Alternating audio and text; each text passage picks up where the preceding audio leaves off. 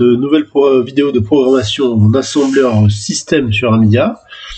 Alors je m'excuse pour le délai depuis la précédente vidéo, mais bon, on va continuer comme si de rien n'était.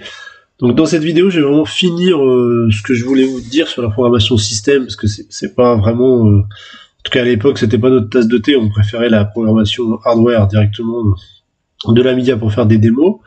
Mais ceci dit, le système de l'Amiga était assez génial et novateur. Donc on a juste effleuré Intuition lors des précédentes vidéos. Là, je vais vous parler de la dernière bibliothèque importante pour nous, enfin, sûrement la plus importante d'ailleurs pour les programmeurs de démos. C'était la bibliothèque DOS, Amiga DOS. Et puis on va commencer à voir le device aussi, le disque device. Donc, plutôt que ça va être exactement comme le device de la dernière vidéo, mais pour les disquettes. Et ça va nous ramener peut-être vers la programmation hardware du disque. Donc voilà, donc pour la bibliothèque Amiga DOS elle-même, alors c'est une bibliothèque un peu spéciale de l'Amiga, parce que c'est la seule qui n'a pas été faite par les programmeurs du système Amiga, par les ingénieurs de l'Amiga, parce qu'ils étaient un peu pressés, je crois, de finir le système. Donc du coup, ils ont acheté la gestion de disquettes directement à une boîte dont je me souviens plus le nom, mais qui avait, enfin c'était un tout en un quoi. Et ça a été en fait programmé, tout le système de l'Amiga a été programmé en C, mais cette partie du système, donc l'Amiga DOS, lui est programmé en langage BCPL. Donc c'est un langage précurseur un peu du C. Et il y a quelques différences avec le C qu'il va falloir qu'on connaisse pour l'Amiga DOS, que ça peut entraîner des petits soucis.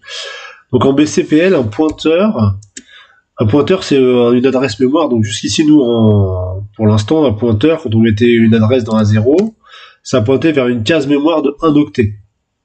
En BCPL, une adresse mémoire, ça va toujours être par 4 octets par 4 octets.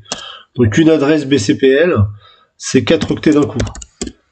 Donc il faudra toujours que les adresses du DOS qu'on va donner au DOS soient divisibles par 4 en fait. Il faudra toujours que les adresses, les interactions entre nos adresses des programmes et le DOS soient divisibles par 4. En fait, c'est pas tellement gênant, sauf dans quelques cas précis, donc je vous en parlerai après. Et pareil en C ou dans ce qu'on a vu jusqu'ici, une chaîne de caractères, ça s'écrit toujours les caractères avec un 0 à la fin. Donc on écrit salut par exemple et on met un 0. Ça, c'est ce qu'on appelle c'est le truc habituel, en C, ça s'appelle les C-strings, je crois.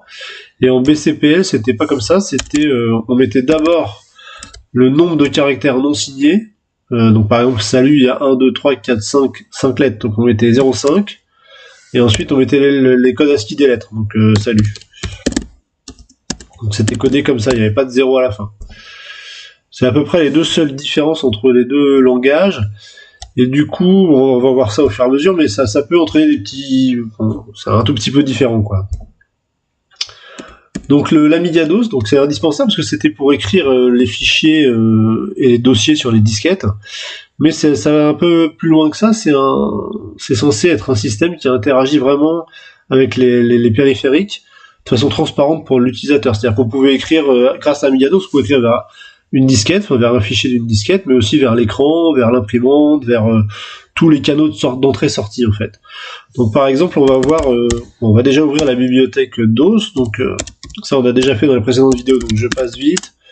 On inclut notre fichier constante pour avoir déjà tous les offsets de près. Là, on met l'adresse de execbase dans A6. Donc on va aller, rappelez-vous, dans le exec. J'ai mis je ne sais plus où. Ça doit être par là. Dans exec, on va utiliser la fonction OpenLibrary, qui est ici, OpenLibrary. Donc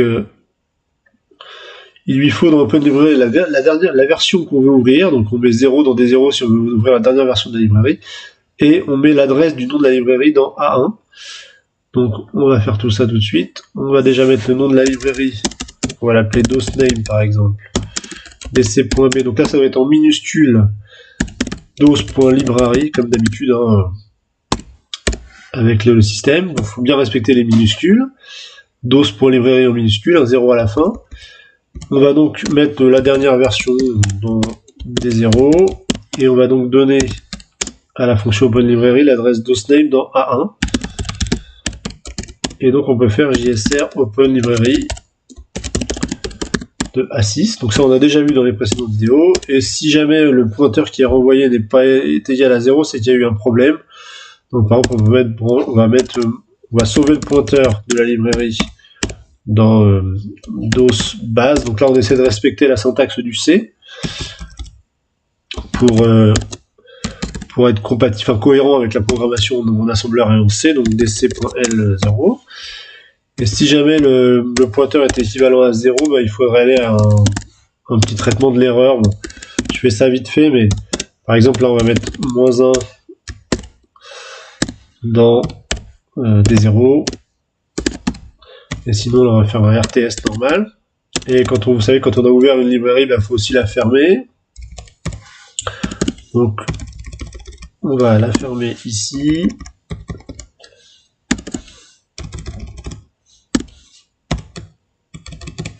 Hop. Et il faut juste avant le pointeur sur la librairie en A1, donc il faut mettre DOS base en A1. En tout cas, je crois que c'est A1, je me souviens jamais par cœur. Quand on close une librairie, tac, tac, tac, oui c'est ça, c'est bien dans A1. Ok. Donc là, normalement, si on lance ce programme, donc je vais enlever le RTS qui est ici, et je vais le mettre là. Là, on va dire que c'est la fin du programme, la sortie, quoi. On va sauver ça en temporaire, pour que je recommence pas tout. Et normalement, là, dans D0, on doit avoir... Alors, on doit avoir un pointeur vers la DOS librairie en DOS base. Donc on peut faire h.l DOS base. On a bien un pointeur, donc c'est bon, il a bien ouvert la DOS librairie. Donc la DOS librairie est ouverte, donc après on peut utiliser des fonctions de la DOS librairie. Alors, donc là, comme je vous ai dit, la DOS librairie ouvre un canal. Donc c'est vraiment le même principe un peu que... C'est un principe moderne, donc en fait on a le canal vers lequel on veut ouvrir. Donc par exemple la disquette, l'écran, etc. Enfin une fenêtre de l'écran, etc. Le DOS va ouvrir une sorte de pilote, enfin on appelle un handler entre les deux.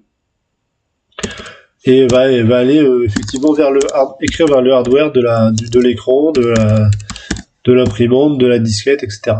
Donc là par exemple, avant de s'occuper des disquettes, on va essayer d'ouvrir une fenêtre écran avec le DOS. Donc on doit donner au DOS le nom du canal. Donc par exemple on va appeler ça canal, tout simplement. Et donc comme c'est une fenêtre, la syntaxe pour le DOS c'est comme ça, c'est con, comme pour les fenêtres du DOS c'était ça le nom. Le nom des fenêtres c'était console, CON. Ensuite on donne là où elle commence sur l'écran, on met une barre oblique, donc ligne colonne, colonne ligne plutôt. Ensuite combien elle fait de colonnes de large, donc par exemple 250, ensuite combien de lignes de large, donc par exemple 100, et ensuite le nom de notre fenêtre, donc ma fenêtre. Et ensuite on ferme, et on met .0 à la fin. Donc ça c'est le nom du canal vers lequel le DOS va écrire, et il va ouvrir en fait une sorte de pilote, donc un handle, entre ce canal et nos fonctions à nous, et comme ça on pourra utiliser toujours les mêmes fonctions pour écrire vers un canal, que ce soit la disquette, l'écran, etc. Donc il va nous falloir un nom de canal, donc on va appeler ça le handle, tout simplement. Et donc la fonction open du DOS, donc on va mettre move.l DOS base cette fois-ci en A6, hein, c'est une fonction du DOS qu'on veut utiliser, c'est plus une fonction de exec. On va mettre le nom de notre canal, donc là je vous ai mis les fonctions de la DOS librairie qui doit être en dessous. Voilà, donc open, vous voyez, il faut le nom du canal en D1 et le mode en D2. Alors le mode, c'est 1005 pour old file, ça veut dire pour un fichier qui extrait déjà, et 1006 pour un new file. Je vous ai déjà mis dans le fichier constant mode new file et mode old file qui correspondent à 1005 et 1006. Donc c'est plus simple. Donc on va mettre, là on veut ouvrir une nouvelle fenêtre. Donc on va mettre move.l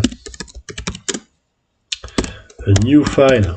Donc ça c'est une constante que j'ai mis dans le fichier constant.s. .d1 je crois, je ne sais déjà plus. New file, il faut que ça soit en D2, pardon.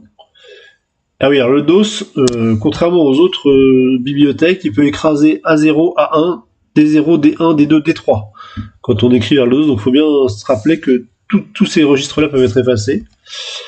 Et donc il lui faut l'adresse en D1. Donc ça c'est un peu bizarre, mais c'est pareil, c'est parce que c'est la bibliothèque DOS qui est comme ça. Elle n'utilise pas beaucoup les registres d'adresse en fait, donc il faut qu'on lui envoie l'adresse du canal, donc vers D1. Donc je peux pas utiliser li puisque c'est vers un fichier un registre de données, hein, D1. Donc voilà, Open a besoin du nom du canal en D1 et du mode d'ouverture en D2. Et ensuite on peut faire tout simplement la fonction Open, JSR Open. Et là, pour vérifier, pour voir que la fenêtre est ouverte, on va sur une petite attente du bouton droit de la souris. Donc on va mettre BTST, je ne sais pas si vous vous souvenez, c'était $2,DFF016 pour avoir le bouton droit. Parce que sinon, on va avoir besoin du bouton gauche pour aller voir la fenêtre. Et ensuite, à la fin, il faudra fermer cette fenêtre, hein, comme d'habitude. Donc on va reprendre ça.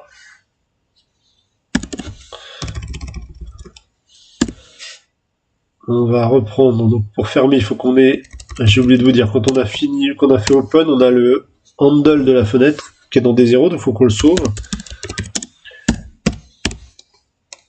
Je sais plus comment j'ai appelé ça, oui, handle avec un H majuscule. Et si ce handle est égal à 0, ben on peut aller vers error, pareil. Hein. Voilà. Donc pour le fermer, il va falloir mettre le handle en je ne sais plus quoi,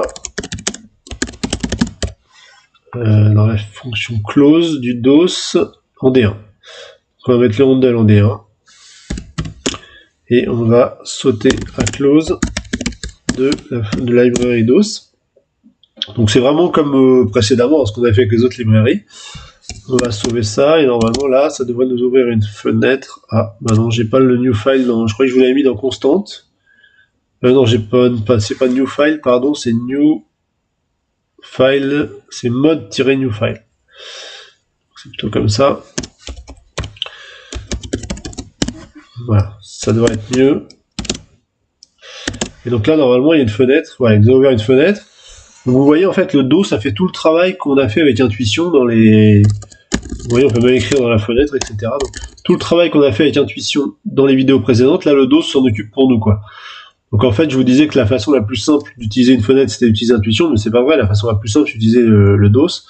Sauf que la fenêtre, vous voyez, est beaucoup plus limitée que tout ce qu'on peut faire avec Intuition. Il y a juste un derrière devant et un redimensionnement, mais il n'y a pas tout, il n'y a pas de truc de fermeture, par exemple. Enfin, donc c'est quand même nettement moins sophistiqué qu'Intuition. D'ailleurs, je vous répète, mais Intuition, j'ai vraiment survolé dans les vidéos précédentes, mais c'était ultra puissant. C'est vraiment, enfin, c'est génial, Intuition. Il faut vraiment... si ça vous intéresse, faut pas hésiter à bosser Intuition. Voilà. Donc, avec le bouton droit, on va sortir. Voilà, on ferme la fenêtre et on sort. Et donc, bah, là aussi, on va pouvoir écrire vers ce canal qu'on a ouvert grâce aux fonctions du DOS. Donc, par exemple, la fonction write, on va faire tout simplement. Donc là aussi, c'est pareil. On a besoin ensuite de se remettre dans DOS base, même si là, c'est peut-être pas la peine. Et on a besoin du handle, donc la fonction write du DOS. Elle est ici.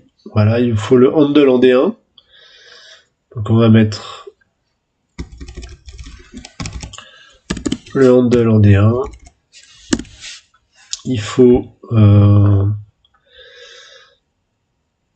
le buffer en D2. Donc là, on va mettre du texte quelque part. Donc par exemple, ici, hein, texte. Salut les amis. Pour ne pas changer. On va faire un petit repère pour la fin du texte. Donc on va mettre le texte en D2. Et la taille du texte en D3, c'est ça je crois. Hein. Donc on va faire texte E moins texte. Et on va pouvoir faire un write tout simplement de A6. Et normalement on va voir apparaître notre texte. J'ai oublié de mettre quelque chose ici. DC.B. On devrait voir apparaître notre texte dans la fenêtre normalement. Voilà, il y a salut les amis dans la fenêtre, on appuie sur le bouton droit, ça ferme tout. Voilà. Et pour un fichier sur disquette, ça va être exactement le même principe en fait. Hein. Donc si on veut écrire salut les amis dans un fichier test sur disquette, par exemple, bah, au lieu de mettre, on change juste le nom du canal. Je sais plus si j'ai sauvé mon propre, je le sauve. Et là, à la place de ma fenêtre con truc, on va mettre df0 de point et le nom d'un fichier sur disquette, donc par exemple test.s. Et normalement, je vais peut-être écrire ça en temps de 2.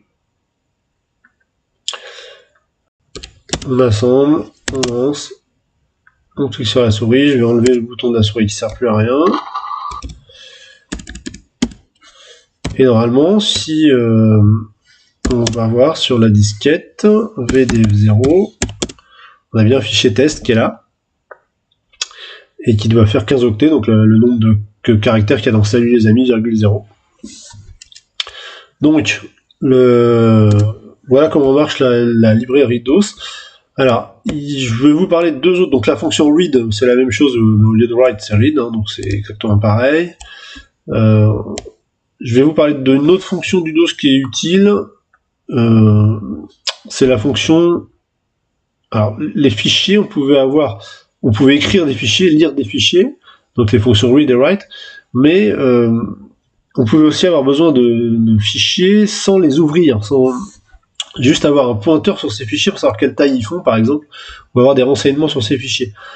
Donc la fonction pour ça sous Amiga DOS, c'est examine, pour examiner un fichier. Le problème, c'est qu'il faut donc obtenir ce qu'on appelle un lock sur le fichier ou sur le dossier. Un dossier, par exemple, c'est pas un fichier, mais on peut quand même l'ouvrir, en tout cas aller prendre des renseignements sur ce dossier. Mais là, on n'a plus un handle vers un canal. On n'a plus une sorte de pilote vers une donnée hardware. Il nous faut juste un pointeur vers le fichier donc ça s'appelle un lock sur Amiga. Donc là, au lieu d'aller ouvrir le canal en D1 comme ça, on va aller, au lieu de faire un open, on va faire un lock. Et là, du coup, ça sera plus mode new file, ça sera -2 ou -1. Bon, en général, on met toujours -1 pour utiliser le fichier. Et là, ce sera plus handle, ça sera lock. Voilà. Et du coup, on va écrire lock ici. Donc là, on pourra plus écrire vers le fichier, hein, puisque on n'a plus de fichier ouvert, on a juste une sorte de pointeur vers un élément du disque. Donc là, on aura un lock vers le fichier df0 test.s. C'est-à-dire, le DOS saura où trouver les données sur ce fichier éventuellement, mais il l'a pas ouvert. On ne peut pas aller écrire dessus ou faire quelque chose. Et pareil, là, on pourra faire un... Donc là, si on met le lock... Oui. Le lock en D1. Il faudra, la fonction c'est plus close, c'est unlock. Du coup, normalement, ça devrait fonctionner, ça. Je vais le sauver en temps de 3 peut-être. Je suis sur df0. Où est-ce que je suis là? C'est bizarre. Ah oui, je suis sur df0. Voilà, donc on va sauver ça en temps de 3. Donc si j'assemble ça et que j'ai pas fait de bêtises, j'ai donc dû faire une bêtise. Log double symbole. Qu'est-ce qu'il me raconte? J'ai oublié la majuscule ici, et je pense que je peux pas mettre de majuscule parce que la fonction s'appelle déjà lock. Donc je vais mettre par exemple file lock.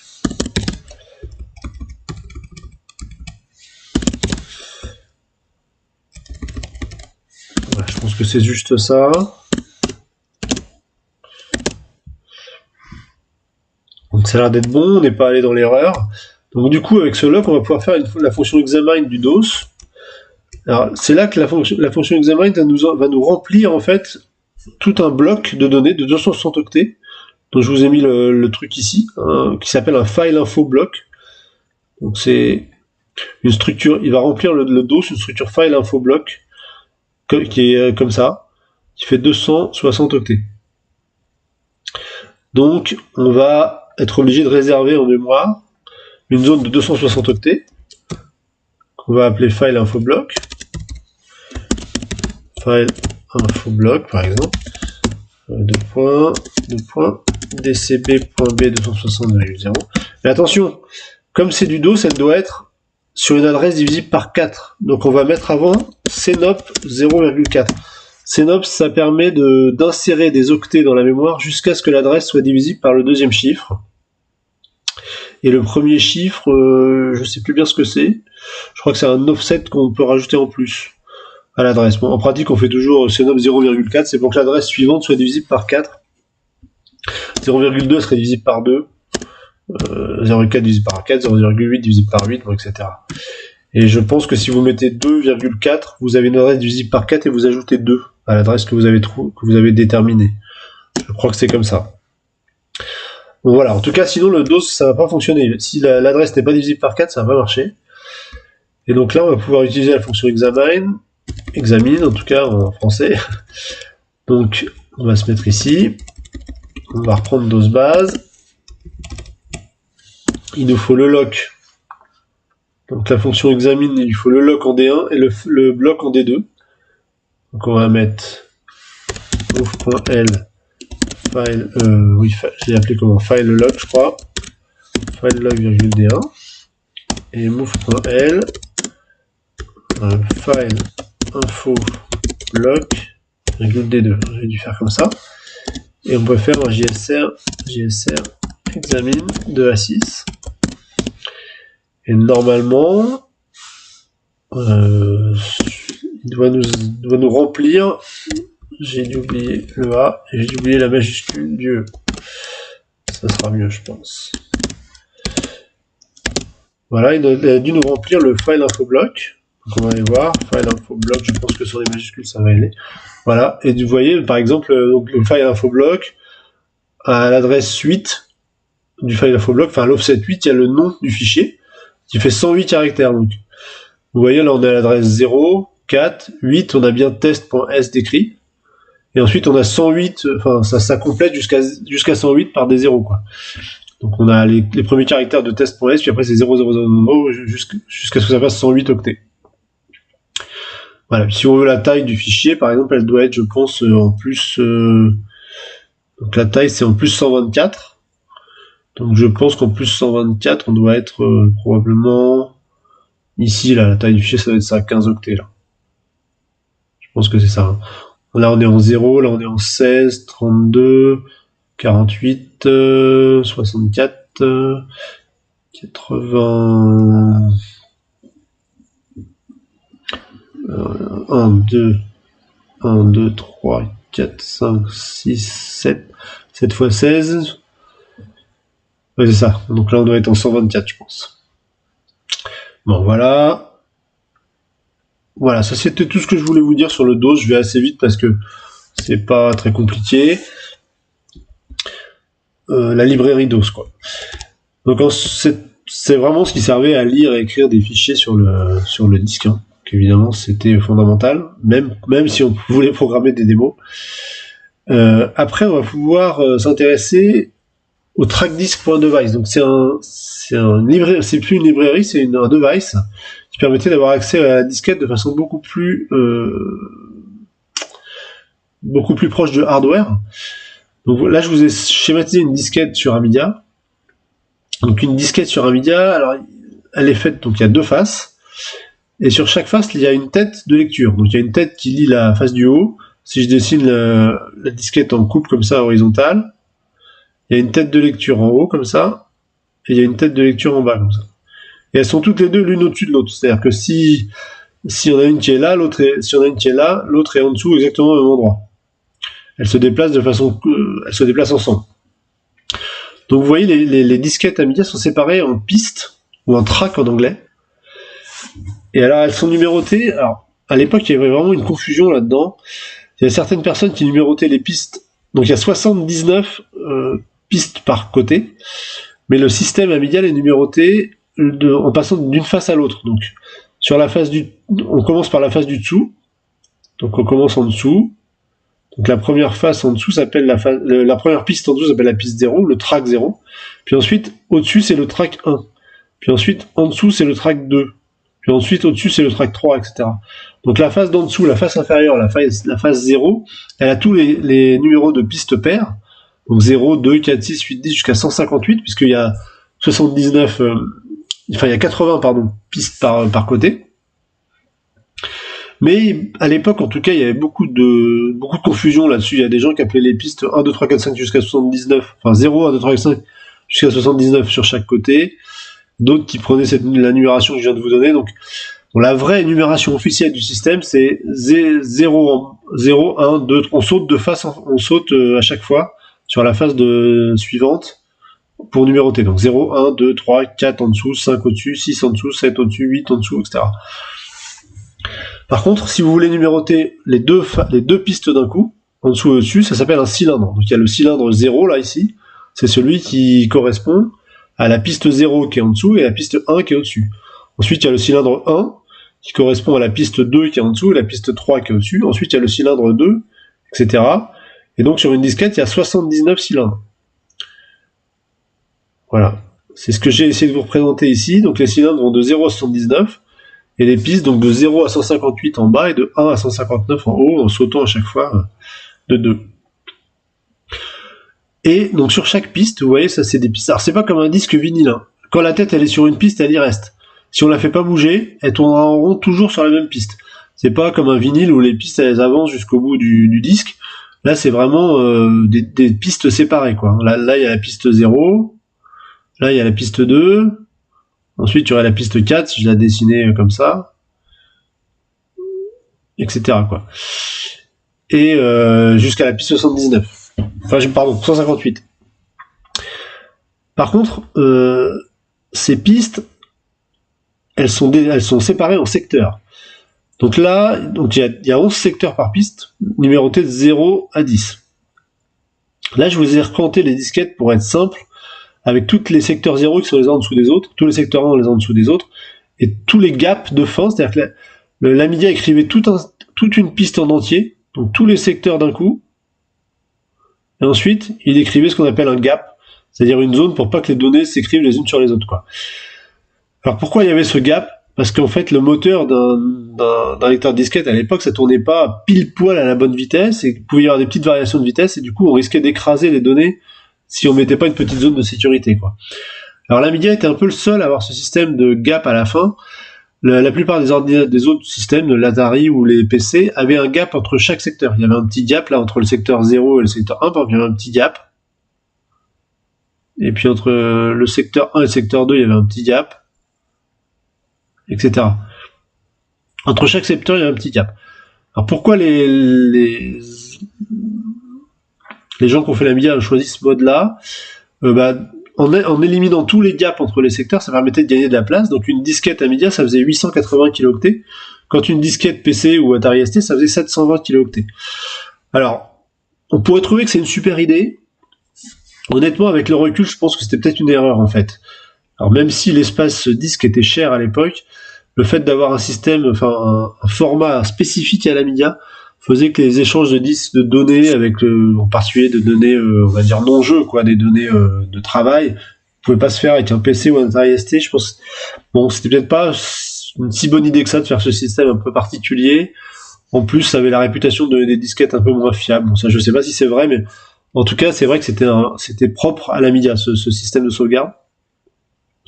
Donc peut-être qu'un système plus universel aurait été finalement peut-être mieux.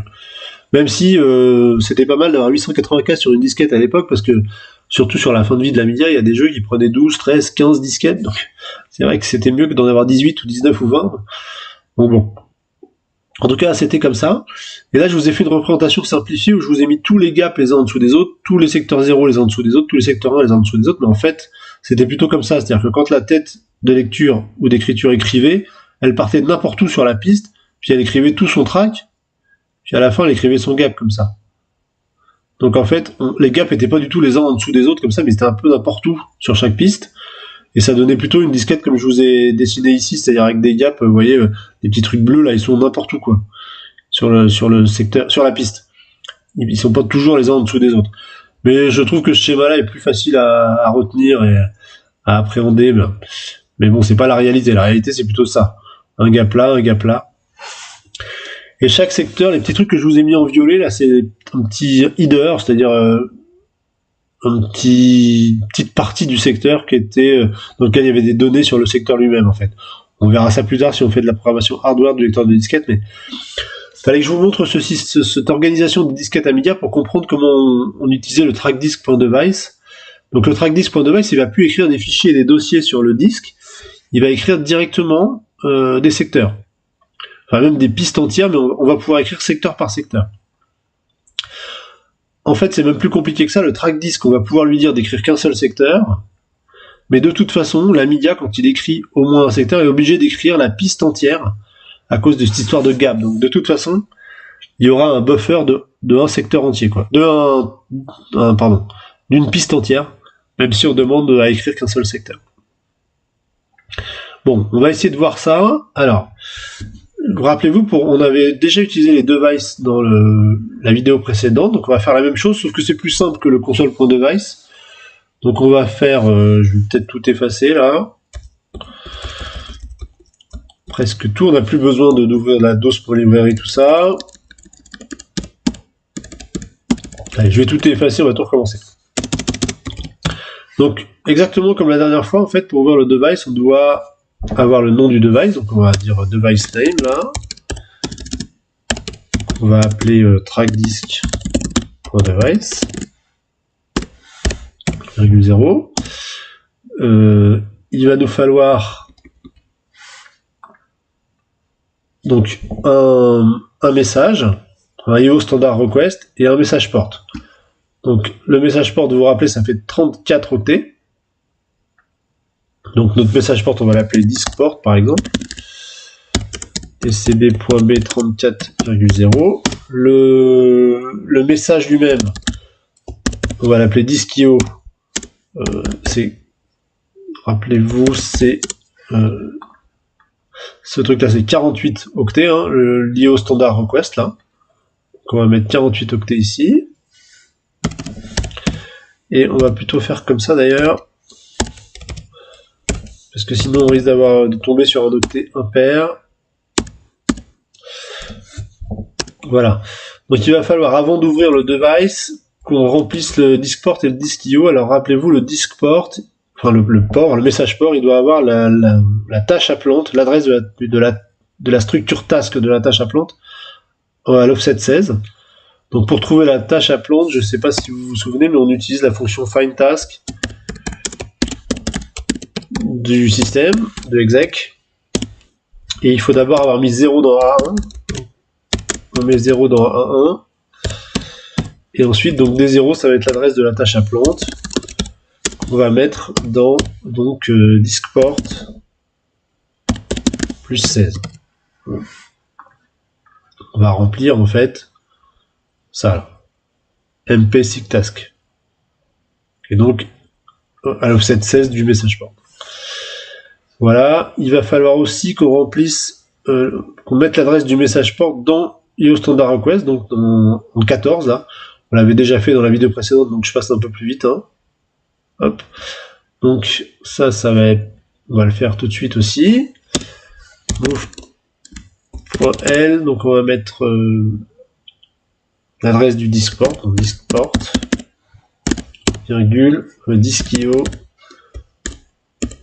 plus 16. Donc là on n'a pas besoin de rajouter le port dans le système, hein. Ça va être une utilisation plus simple, on va vraiment ça va être plus simple. On n'a pas besoin de tout ce qu'on avait fait avec le console device la dernière fois. Donc là on va pouvoir ouvrir le device, donc on doit pointer vers le nom du device dans A0, et device name A0. Là on va vouloir D0, c'est le numéro du disque, donc ça va être 0, on va vouloir aller sur le DF0, hein. Si vous voulez le DF1, faut mettre 1, DF2, faut mettre 2, etc. Donc là on va mettre 0,D0. Il n'y a pas de flag, donc on va mettre aussi 0,D1. Donc ça c'est simple, il va nous falloir le disk.io dans A1 je crois. Ouais, c'est ça. On va mettre disk IO,1 et on peut faire un open device du coup de A6 et du coup open device renvoie 0 si tout va bien. Donc si open device renvoie pas 0, on ne renvoie pas 0, on peut aller vers un traitement de l'erreur pareil. Donc on peut mettre erreur de point q -1,d0 et RTS. On va sauver ça en temp4 peut-être. Voilà, donc là normalement, alors il faut pas oublier en sortant du programme de fermer le device, hein, comme d'habitude. Donc là, on reprend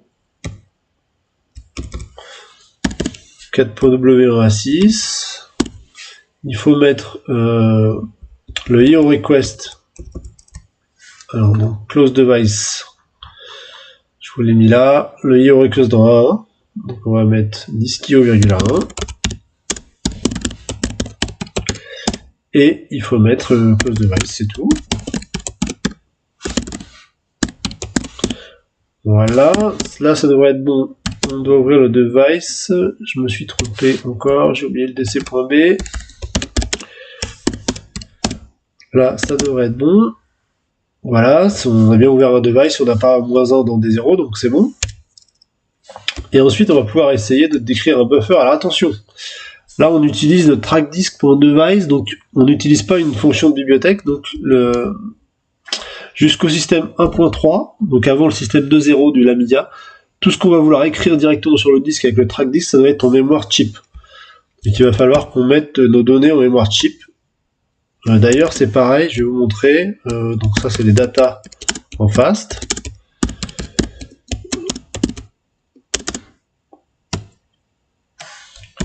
Il va falloir qu'on mette nos data en chip aussi ici. Alors,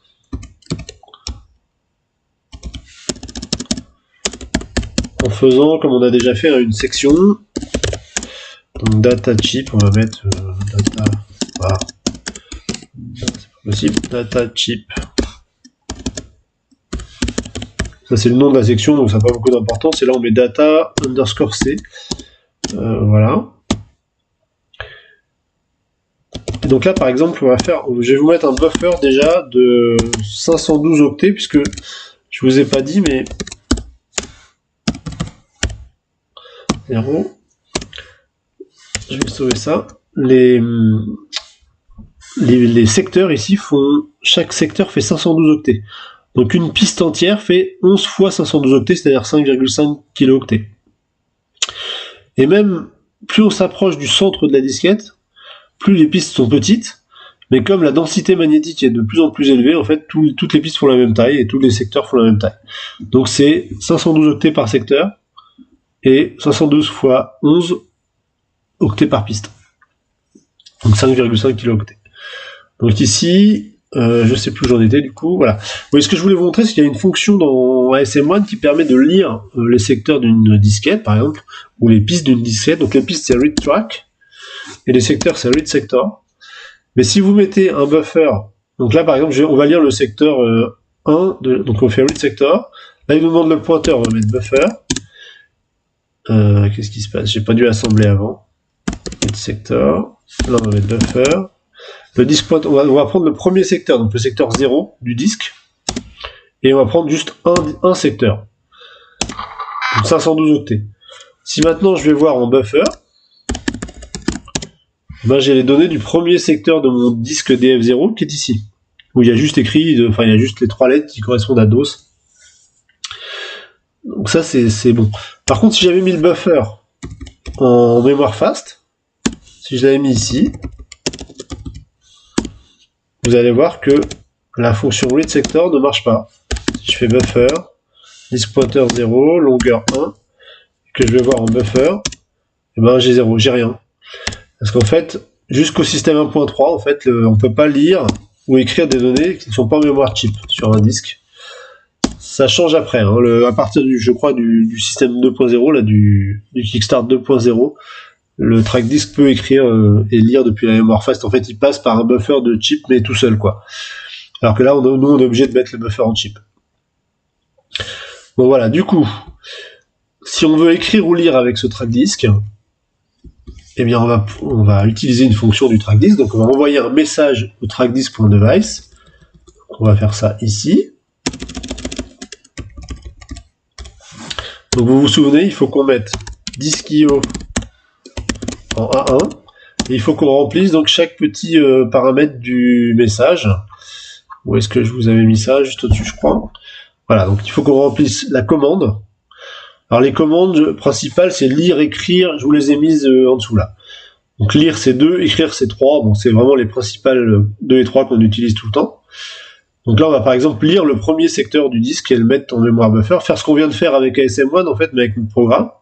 Donc la commande, ça va être lire, IO commande. Attention, IO commande, c'est un point .w, hein, ça ne prend que 2 octets. Donc là, on va faire move.w, 2, donc la commande, on est en 28, je crois. 28, ouais, de 1. Ensuite, il faut qu'on remplisse l'endroit où on va mettre les données qu'on va lire. Donc data. Donc nous c'est buffer, hein, l'adresse buffer. Move.l, l'adresse de buffer, 40 de 1. Ensuite, il faut qu'on remplisse la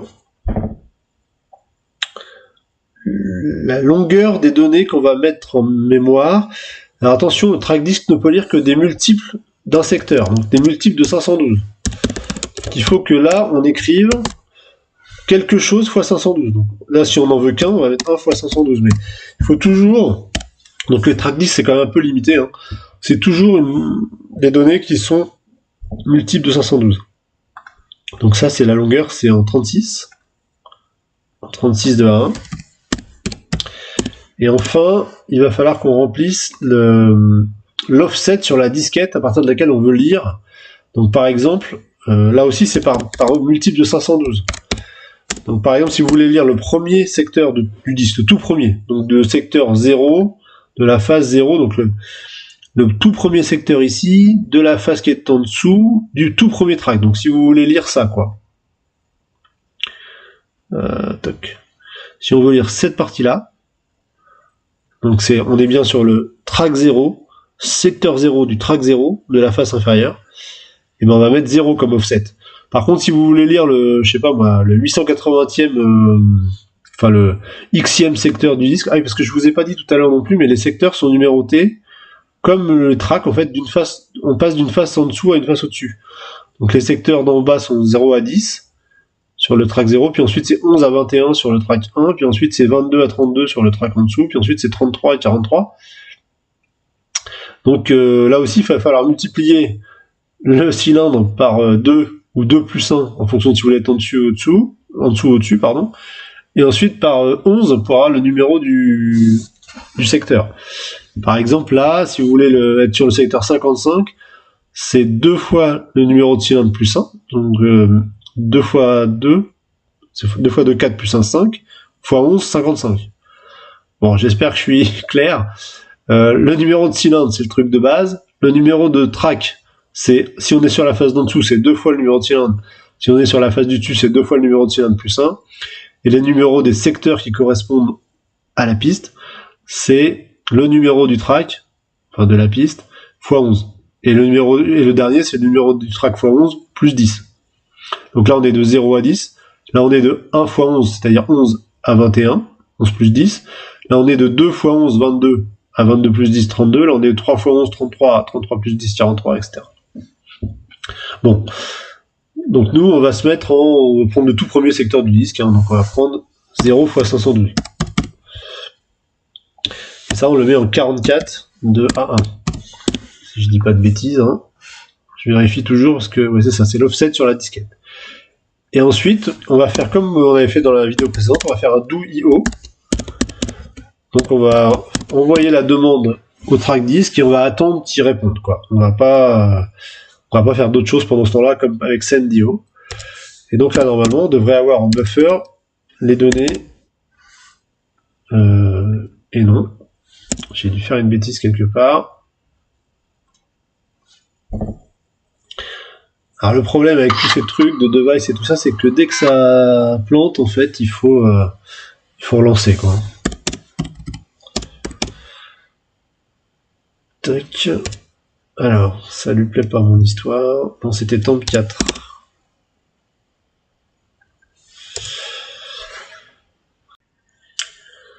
Alors on va essayer de trouver les erreurs dans ce fichier, enfin dans ce source. Alors, bon, déjà là, ça va pas, c'est 14. Je l'avais dit par oral, mais j'ai écrit 16. Donc quoi, c'est quand même compliqué de programmer et de parler en même temps. Ensuite, alors est-ce qu'il y a que ça comme erreur? Ça m'a l'air d'aller. Là, il y a un RTS qui a rien à faire là. Là, ça va pas non plus. C'est soit on donne l'adresse avec move, soit on fait li sans dièse. Décidément. On va dire que c'est bon. Je vais sauver ça. On recommence. Ça a l'air bon. On va aller voir ce qu'il y a en buffer.